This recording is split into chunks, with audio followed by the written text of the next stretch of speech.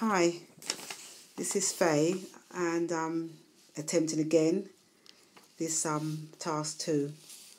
As you can see here, here's the main area for the teacher's practice, and there are 7 resources that we have used or that we can use in this activity, and there are 1, a book, 2, a file, 3, a folder, 4, the IMS content package, 5, a label, 6, a page, and 7, a URL.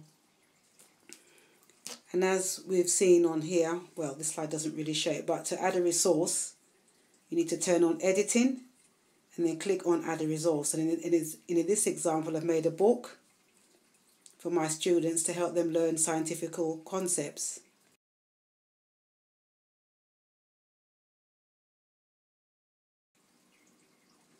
As we see here, and if you look at this slide here, there's chapters that you can make up and they can be edited.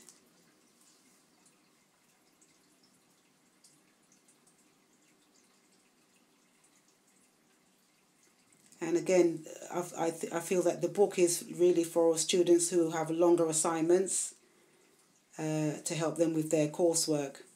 And again, the difference between this and the other resources is that this one is a multiple file. It's multiple slides, multiple files to help.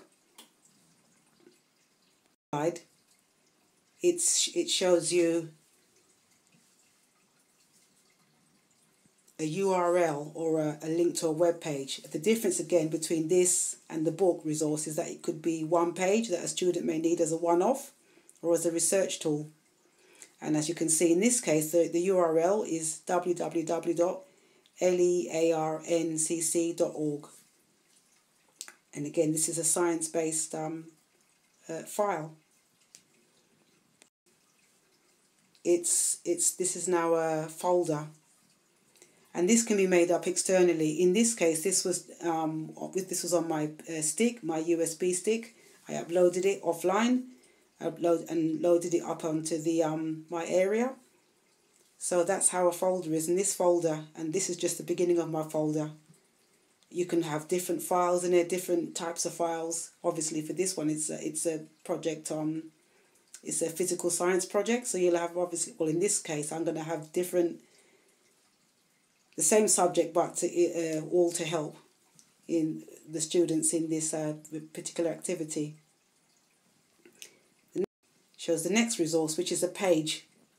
And in this case, it's a page for Polish students. It's got help for them. This one page has got like helps with their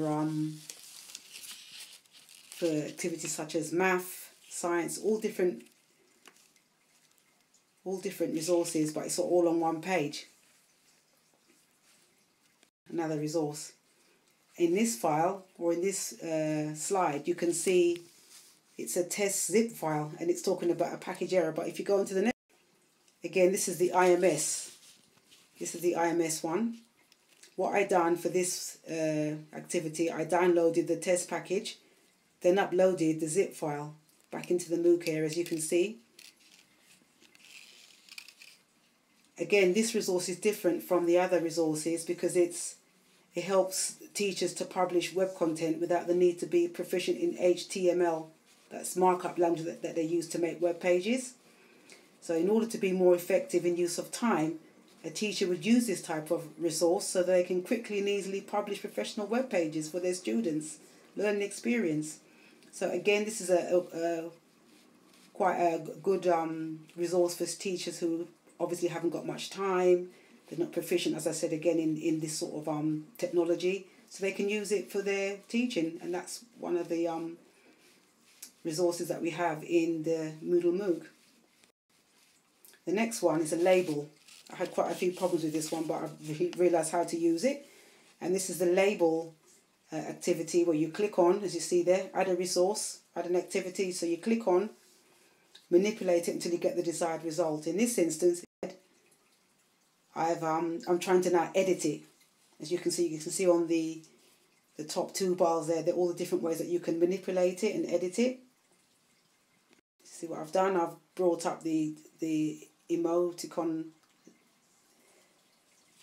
emoticon images, and there you see, changed it, and then as you see that at the end it says there's save and return to course, and that's what I've done. I've saved it and returned back to course. So these are the sort of the ways that you can manipulate these resources for your coursework. Again, the difference to this resource, it's to say like the book resource, it's a tool to organize your web space, as opposed to the book resource. It's used for, say for your students, again, it's a multiple file. So these are the